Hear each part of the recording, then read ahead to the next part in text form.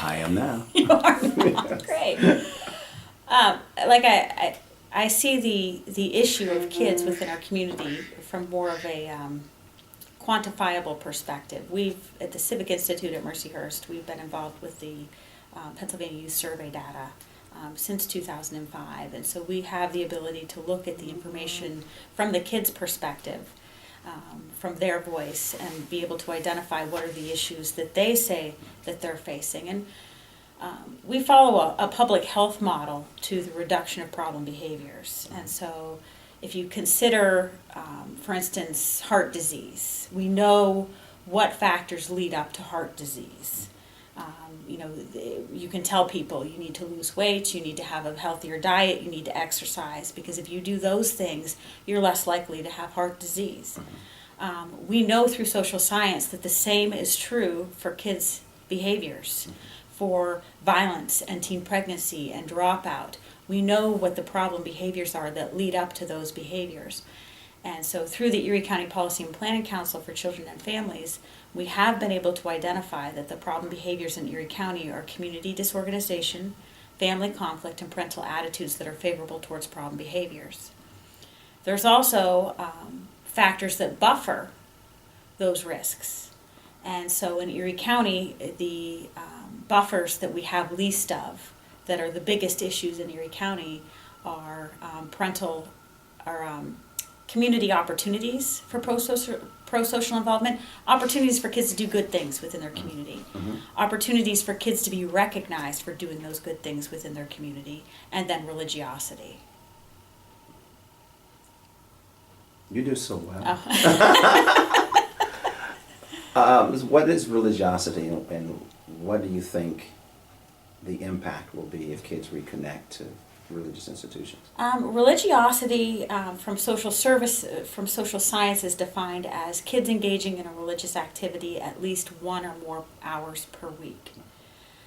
We have had the opportunity to look at the data from Erie County kids and correlate their involvement from never been involved to involved in 1 hour or more per week in religious activities. And we have found that there is strong correlation between problem behaviors and kids who are less involved in religious activities. So it would be our hope that by engaging kids back into religious institutions, that would help buffer or help to prevent problem behaviors, and that kids could find opportunities within their community through religious institutions, be recognized for doing good things, and then become more productive citizens. And when we're talking about religiosity, we're not talking about one specific faith over another. Social science research says that it doesn't matter what the specific faith is, as long as the kids believe. And it's interesting because when we go out and we talk to people about this issue, everybody says, well, this is the national trend. Kids these days are spiritual. They're not religious. They're not tied to religion, but they do believe in a moral order. They do believe in a higher power.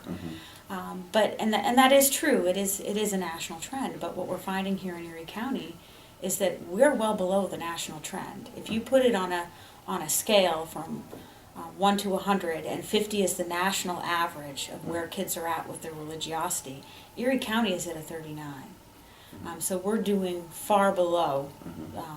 We're seeing things more so than at the national level. So The question has been posed to me, because I share this information, is what do you think one night, 4.5 hours, of bringing kids and service providers into the Gannon Hammermill Auditorium, what do you think that's going to accomplish? Well, I think that you always have to start somewhere. Especially with kids, you've got to get them in with a hook. And I think that, if they find that spark, and especially through music, kids oftentimes find a spark through music. And if they could find that spark, that could be so instrumental in terms of encouraging them to find a reason to seek out religious institutions, and maybe even find a sense of belonging.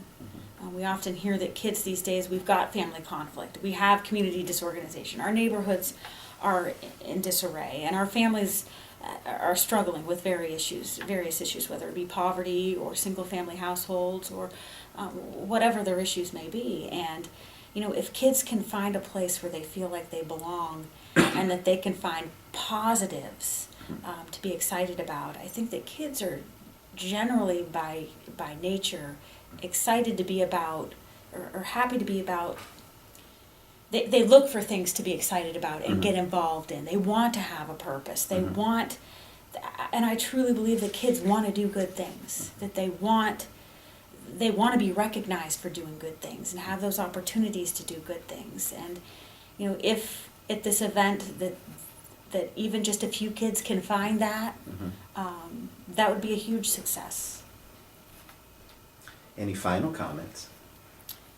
We did have the opportunity to talk to kids before we did a religiosity summit this past late spring or early summer.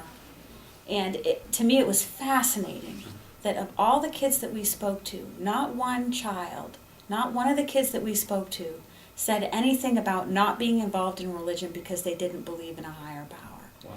Everything that the kids said in regards to why they weren't involved in religion was anything from, I didn't have a ride. Nobody's ever asked me. I don't really have much information about it. Or things like, my friends don't go. So those are things that logistically people can do things about. It's not that kids don't have a belief or even a desire. They just it was fascinating to me to find they just didn't have the information. Right.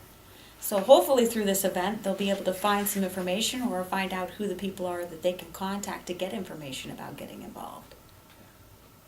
Cool. So. Thank you. Good enough? Yeah. All right.